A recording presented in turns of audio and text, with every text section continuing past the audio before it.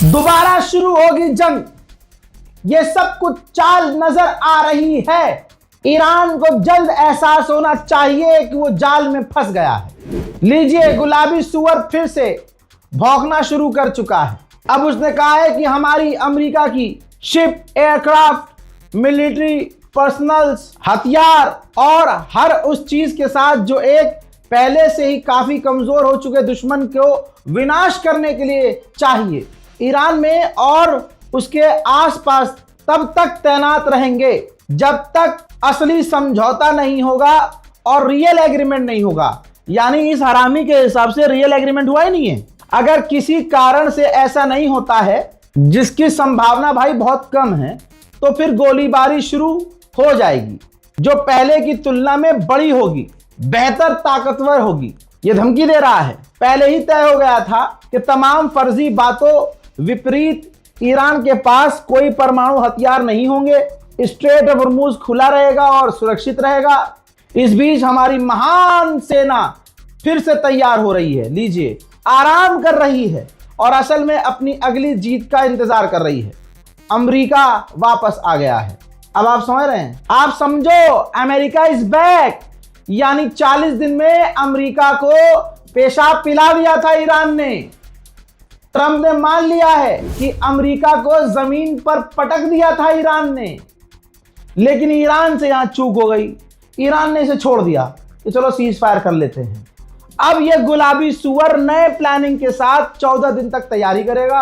अब क्या कहें, हम तो ईरान के लिए कुछ बोल ही नहीं सकते। लोग बुरा मान जाएंगे कि भाई ये कितना गलत फैसला लिया, ये सीज फायर कर लिया। अब लीजिए क्या क्या बोल रहा है डोनाल्ड ट्रंप, और उसके कह रहा है अमेरिका इज बैक और हम आराम कर रहे हैं, तब तक तैयारी कर रहे हैं। भाई यही तो खेल है। 14 दिन की तैयारी चाहिए थी इन्हें, लेकिन इंशाल्लाह जिनकी पूरी जिंदगी से तैयारी थी उनको पानी पिला दिया ईरान ने, तो 14 दिन में क्या उखाड़ लेंगे। उधर IRGC के इंटेलिजेंस चीफ के जनाजे की तस्वीर सामने आई है। जी हां, ये IRGC के इंटेलिजेंस चीफ थे। टारगेट करके इजराइल ने ऐसे कई सारे अधिकारियों को, आपकी उंगलियां कम पड़ जाएंगी, इतना नरसंहार किया है इजराइल ने। उनका जनाजा देख लीजिए। और ईरान ने इनकी शहादत को 3 दिन तक एक्सेप्ट नहीं किया था, 3 दिन बाद ऐलान किया था। हमने सेम डे 2 घंटे के बाद आपको अपडेट कर दिया था। बहरहाल ईरान को इन तमाम शहादतों को देखना चाहिए और सीज फायर पर दोबारा सोचना चाहिए कि क्या अमेरिका से सीज फायर होना चाहिए। और जो एक दिन नहीं टिका सीज फायर पर, ऐसे मुल्क पर आप अगर वो लिख के भी दे देगा तो कैसे भरोसा कर सकते हो। ईरान ने स्ट्रेट ऑफ हॉर्मुज तो बंद कर रखा है, बहुत लिमिटेड जहाज निकल रहे हैं और उनसे पैसा भी ले रहा है ईरान ने आधिकारिक तौर से कहा है कि जो भी स्ट्रेट ऑफ हॉर्मुज से निकलेगा उससे हम पैसा वसूलेंगे, वो भी चाइनीज युआन में, यानी चाइनीज करेंसी। एक और अमेरिका का ड्रोन उड़ रहा था। लीजिए डाटा, एक और अमेरिका का ड्रोन उड़ रहा था। उड़ते उड़ते ईरान के करीब, स्ट्रेट ऑफ हॉर्मुज के करीब ही था। उड़ते उड़ते तुरंत उसने इमरजेंसी घोषित कर दी ड्रोन ने, यानी ड्रोन पर हमला हुआ।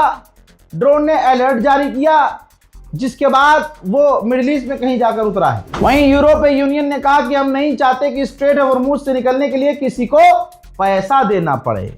यह इंटरनेशनल लॉ का उल्लंघन है। यहूदियों का सबसे बड़ा ब्लॉग प्लेटफॉर्म है, उसने बहुत बड़ा आर्टिकल लिखा है ईसाइयों के खिलाफ और उसको इजराइल की मीडिया ने रिपोर्ट किया है।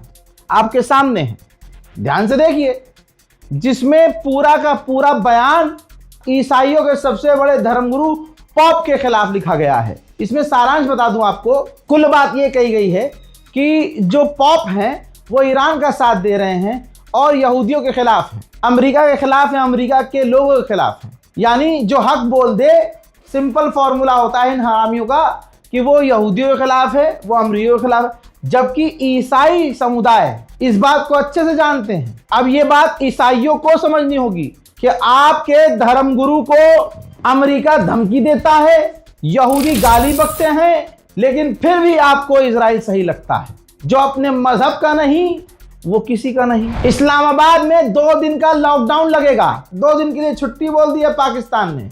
रिपोर्ट यह है कि दुनिया के टॉप लीडर वहां पहुंचेंगे, अमेरिका, ईरान, टॉप लीडर्स पहुंचेंगे भाई इस्लामाबाद में। तो भाई पाकिस्तान जो सेफ देश है ही नहीं। ऐसे में पाकिस्तान के कंधे पर जिम्मेदारी है उनकी सिक्योरिटी की। जो चाइना के लोगों को नहीं बचा पाता है वो कैसे बचाएगा, कैसे सिक्योरिटी देगा, ये अल्लाह जानता है, हम क्या बोले। लेकिन पाकिस्तान मैक्सिमम जो कर सकता था उसने किया। उसने पूरा इलाका ही कह दिया खाली रहेगा, अब सारा सब घर में रहो, कोई बाहर नहीं आएगा, लॉकडाउन लगा देंगे, छुट्टी है 2 दिन की, मजे करो। देखते हैं क्या होता है। यूएई ने कहा है कि हमने कई सारे टैंकर तेल से भर दिए हैं, निकलने के लिए तैयार हैं। ईरान तुरंत स्ट्रेट ऑफ हॉर्मुज खोल दे बिना शर्त के। यहीं पर ईरान भी थोड़ा सा खेल जाए, तुरंत वो जो टैंकर भरे हुए हैं ना सब पे ड्रोन दाग दे। जब तक ईरान को मेरी देखिए कोई औकात नहीं है, मेरा एक छोटा सा प्लेटफॉर्म है, मैं अपने मन की बात, आपके मन की बात यहीं से कर देता हूँ, ठीक है। तो मेरे मन में तो ये है कि ईरान भी पलट कर उन टैंकरों को उड़ाए, और जब तक अमेरिका, इजराइल और इन अरबों की ये जो टोन है ना, टोन, जबान ठीक नहीं होती, बात ना करे। उधर ईरान अपनी एक बात से भी पीछे नहीं हटा है। ईरान के न्यूक्लियर चीफ ने कहा है यूरेनियम एनरिच करने का हमारा अधिकार है और वो अधिकार हमसे कोई नहीं छीन सकता। अमेरिका के सबसे बड़े अखबार न्यूयॉर्क टाइम्स ने भी लिख दिया है, लीजिए। बहुत सारे ऐसे मैंने रीलर्स देख लिए हैं, बहुत सारे, मतलब अच्छा कंटेंट बनाते हैं, सच बोलते हैं, लेकिन वो भी यहाँ खा गए थे धोखा। वो कह रहे थे नहीं नहीं भाई, पाकिस्तान किसी के उस पर थोड़ा ना चलता है, पाकिस्तान तो ऐसा है, पाकिस्तान तो वैसा है, पाकिस्तान खुद ट्वीट क्यों नहीं कर सकता, ये तो बेकार की बातें हैं, उनकी टीम ने ही लिख के रखा था, उनकी टीम, सब बकवास था। ये देखो अमेरिका के सबसे बड़े अखबार ने क्या एक्सपोज किया है, लिखा है कि जो पाकिस्तान के प्रधानमंत्री का ट्वीट था उसको रीशेप व्हाइट हाउस ने किया था, यानी उसमें करेक्शन, क्या लिखना चाहिए, कौन सा वर्ड आगे, कौन सा पीछे, कौन सी लाइन ऊपर, कौन सी लाइन नीचे, ये तमाम चीज़ें व्हाइट हाउस ने की थी। तो यानी वो जो बात हमने आपसे कही थी कि शहबाज शरीफ ने जो ट्वीट किया है वो खुद नहीं लिखा, वो कॉपी पेस्ट किया है, वो बात बिल्कुल सही है। अमेरिका का बहुत बड़ा अखबार मैगजीन इंटरसेप्टर क्या लिख रहा है, देखो क्या लिखा है। लिखा है कि रिजीम सरवाइव कर गई है, ईरान की रिजीम जिंदा है और जीत गई है, लेकिन ये जो स्ट्रेट ऑफ हॉर्मुज को कंट्रोल किया है ईरान ने, ये गेम चेंजर है, ये असल में ईरान की जीत है। IRGC के ऑफिशियल ने कहा है कि अमेरिका डील के लिए इसलिए राजी हुआ, उसने डील इसलिए की क्योंकि इस जंग के अंदर उसे कुछ हासिल नहीं हुआ, उसके गोल उसे मिले ही नहीं, इस वजह से थक हार के उसने डील की है। उधर मेरे दोस्तों, तुर्की ने मेडिकल हेल्प भेजी है ईरान को भारी मात्रा में। ईरान को अभी भी मेडिकल हेल्प की जरूरत है। उधर ईरान को बड़ी कामयाबी मिली है। ईरान ने खुद कहा है कि हमने 19 ऐसे लोगों को गिरफ्तार किया है जो दुश्मन के लिए जासूसी कर रहे थे। इराक के लड़ाकू संगठन कताइब हिजबुल्लाह ने ये पोस्टर जारी किया है और कहा है कि 1 महीने की जंग में हमारे 25 लोग मारे गए हैं। हजरात, 40 दिन की जंग में तमाम दुनिया वालों ने देखा कि असली पावर किसके पास है। जंग सीज फायर होते ही स्पेन ने अपनी एम्बेसी ईरान में खोल ली है। हैरत की बात यह है कि जर्मनी ईरान से बात करना शुरू कर चुका है। जर्मनी, इसके अलावा कई देश लाइन में लगे हैं कि ईरान से बातचीत ठीक कर ली जाए। मेरे दोस्तों, अरबों की असलियत सामने आ गई है एक बार फिर से। लोग कहते हैं अरब के खिलाफ क्यों हो भाई तुम? मैं अरब की जमीन, अरब की हवा, अरब के आसमान के खिलाफ नहीं हूं, वल्लाह मैं खिलाफ नहीं हूं, मैं इनकी नीतियों के खिलाफ हूं। ये जो कुर्सी पर बैठे हैं, लंबे समय तक इनकी बादशाहत चले, इस सोच के खिलाफ हूं। जब कुरान पाक में ये कह दिया है अल्लाह ने कि ये यहूदी तुम्हारे सगे नहीं हो सकते, ये अपने अपने में होते हैं बस, तो भाई हमसे हमारी आखिरी जो रेड लाइन है वो कुरान है।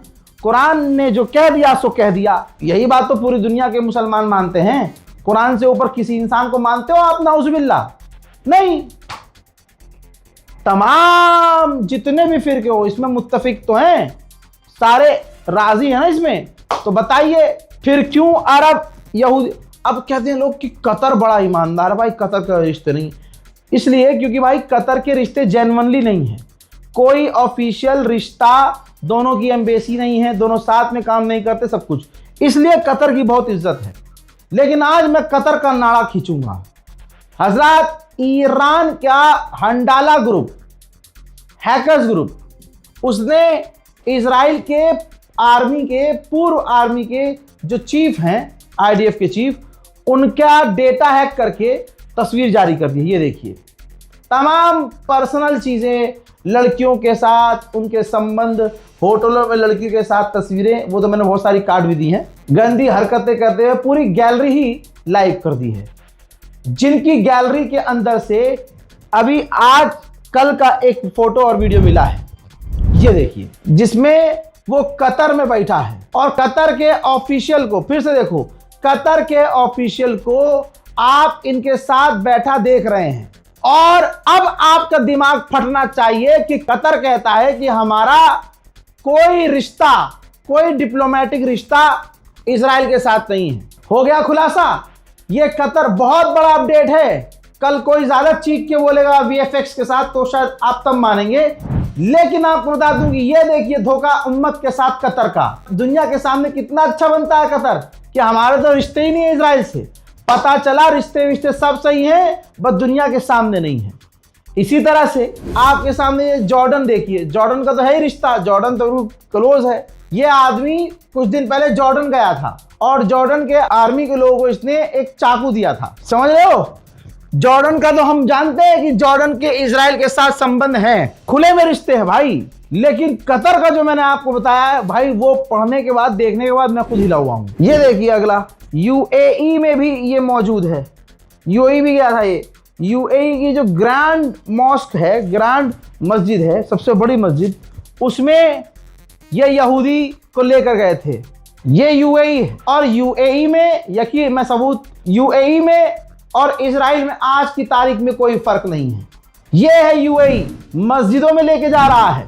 तो जो अपनी मस्जिदों में इजराइलियों को लेके जा रहा हो, वो हराम का जना, वो हराम के पिल्ले बैतुल मुकद्दस के लिए आवाज उठा सकते हैं क्या? जवाब पता है आपको। फिलहाल के इस सनसनीखेज खुलासे के बाद आपकी क्या राय है कमेंट में लिखिएगा। रिपोर्ट को शेयर कीजिए, इंतजार कीजिए अगले अपडेट का। तब तक के लिए जय हिंद।